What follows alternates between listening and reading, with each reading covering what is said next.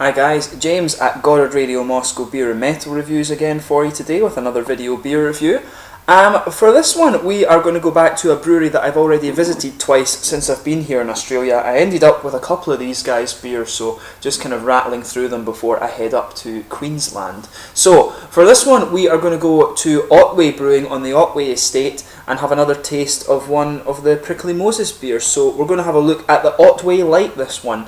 Now this is the very first light beer I think I've actually reviewed for you on this channel ever, because it's not something that I'm usually into, I guess.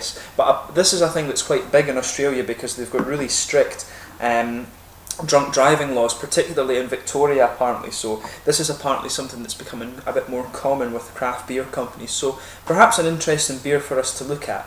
But as is usual with my beer reviews then, I'll take you through a very kind of brief history of the brewery. It is very short for this one. If you don't want to stick with me for that, just fast forward a few minutes into the video and you will get right to the tasting. The brewery website is in the video description for you below, along with a link to my other reviews that I've done from Prickly Moses, and hopefully I'll do a few more of these in the very near future. So anyway, as I mentioned to you, this brewery is based on the Otway estate, which is actually quite a well-known winery. Now, it was founded by Janine Rose, and she took the decision to build the brewery on site, and the brewery actually went on to begin operations in February of 2007, so the brewery is just coming up for their 8th birthday actually, and the first beers from that brewery were released back in March of 2007.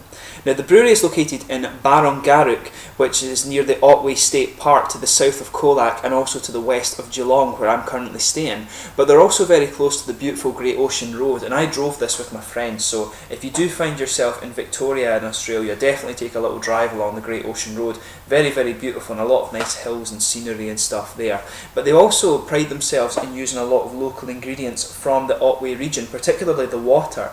And as you've seen when I've talked about some other beers that I've reviewed for you previously, particularly some of the Scottish ones and also the Icelandic beers, you really notice the difference that a kind of minerally water can actually make to the taste of a beer. So it's a very interesting aspect to think about when you're actually tasting and reviewing beer. So anyway, that's your kind of brief overview of the Otway Brewing Company, if you like. So just to list the other beers that you can get from these guys, you can get the Otway Ale, this guy here, which is the Otway Light, Red Ale, which I've reviewed for you already, Summer Ale, Stout, Tailpipe, Chainsaw, which I've reviewed for you as well, Spotted Ale, which I've heard is very good, Organic Pilsner, Blueberry Hefeweizen, which again is meant to be awesome, Raconteur IPA, Oktoberfest Lager, Black Panther IBA, Farmhouse de Otway, the Saison Vintage Ale, and also Reserve, which is a bière de gare. And they also interestingly produce, as well as wine, they also produce the Forbidden Fruit range of ciders. So anyway, that tells you all you need to know, I guess, about Otway Brewing for the moment. So we'll get on with the tasting of this guy. Let me just bring up the camera again and let you have a little look at this one. This is the typical artwork you can expect from a Prickly Moses beer. All of the kind of shiny bits at the side, these tend to be different colours depending on what beer you have. Obviously the Red Ale did have a red colour, the Chainsaw had a little bit different artwork actually, so it had a kind of, if I remember rightly, it had a kind of white and reddish one. But you can see there the typical symbol for the Prickly Moses is the echidna, which is a kind of, it's almost like a hedgehog. If you're watching back in Europe, it's almost like a hedgehog, but it has a big kind of platypus beak on it. I've seen one and they're quite funny little things, they're quite cool creatures actually. But yeah, so it's an echidna. But as you can see, it's a plain bottle cap on this one as well, and as I mentioned to you, this is a light beer and it comes in at 2.9% apparently, so it should be quite an interesting one for us to try. So let's crack it open and see how we get on here. That bottle cap is lost to the floor. But yeah, as you can see, a nice little smoky opening on this one.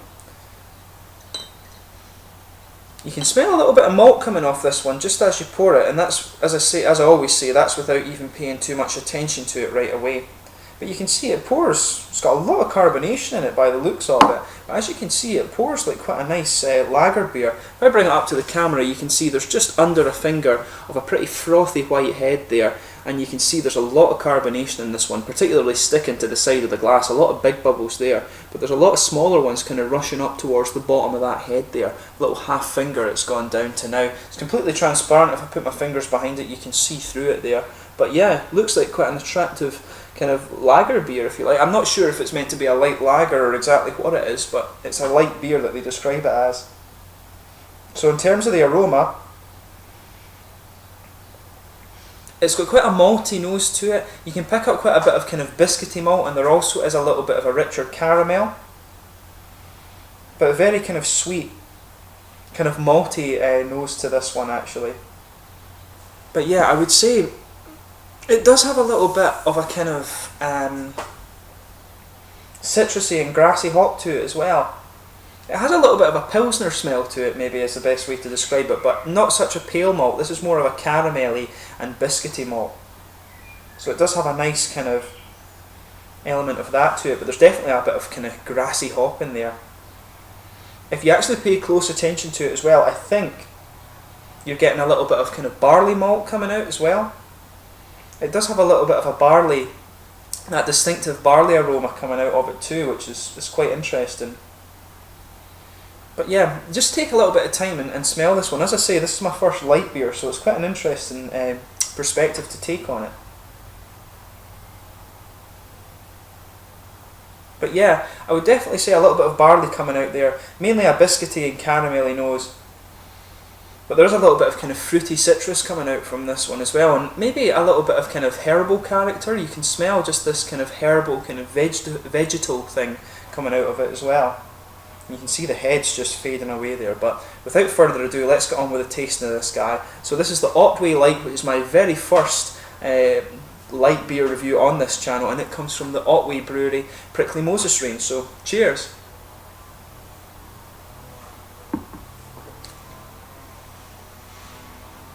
It's more of a, yeah, definitely more of a malty brew, this one actually. It's quite interesting. It's very light actually.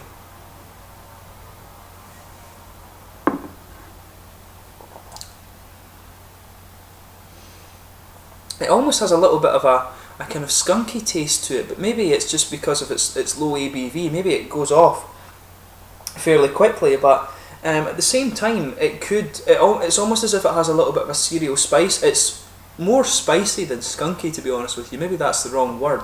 I would say that it does have a little bit of a cereally spice to it, so maybe that's coming out from the barley. And you actually, now that I think about it a wee bit more, in the palate there, right in the middle at the back, you're getting a little bit of that barley taste coming out. So it's not, I shouldn't have said that actually, it's not really skunky, it's more of a kind of cereally flavour that's coming out.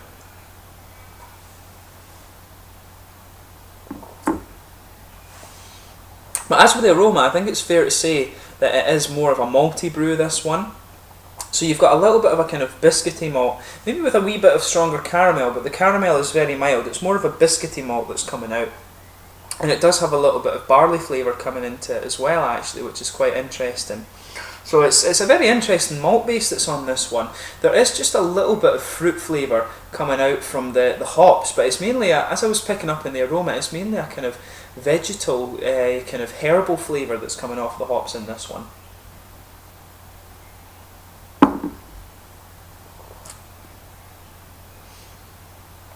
Yeah, it's a very kind of, you're getting just a little bit of the kind of herbal flavour coming off this beer that sits just around the edges of the tongue, but the kind of malt blanket that you get over the back of the palate is definitely a kind of slightly biscuity malt, but the barley actually becomes a bit more, it gains a bit of presence as you go through this one. I would say it definitely has that distinct kind of barley taste right in the middle of the tongue, so it's a very, it's very interesting actually. I've never had a beer that's had such a kind of barley taste coming out on it.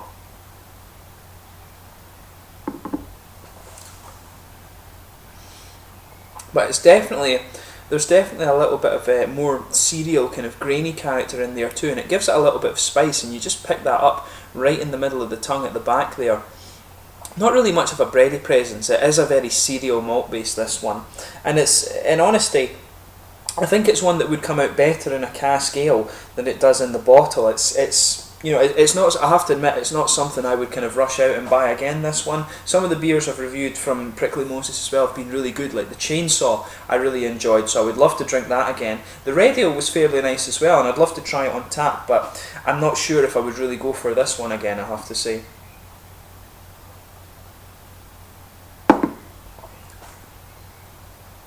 But I mean, It is okay. I'd be interested to try it on cask and just see if it is a little bit better. And obviously it's quite a novelty, I guess, for people who don't want to drink so much when they're out, when they're driving and things like that. So in that regard, it is good.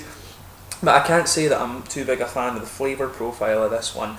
So in terms of the mouthfeel of this one, I would say it's light bodied. The carbonation is a little bit spritzy in this one, which makes it feel a bit lighter as well. And it does have a little bit of an oily character that helps bring out some more of the malty flavours. It does help a little bit with bringing out the barley flavour, I would say, but there's very little hop presence in it, and I have to admit, I do like it when you've got a nice big full malt base and a nice big hoppy part of the beer as well, and this one really just, for me, it just doesn't have it. It's not very flavourful, but the barley aspect of it is a bit interesting, and it's a flavour that could grow on you, but I have to say I wouldn't really, I have to admit I don't think I would go for this beer again. And the only other thing I can say is there's a little bit of dry character around the edge of the palate as well, but overall I would say it's a novelty to have a light beer, but I don't think this one is as good as some of the other ones you can get from Prickly Moses, and I don't think I would go for light beers again. Maybe I would try it on cask if I did see it on tap to see what the comparison's like. Maybe it's beautiful on cask,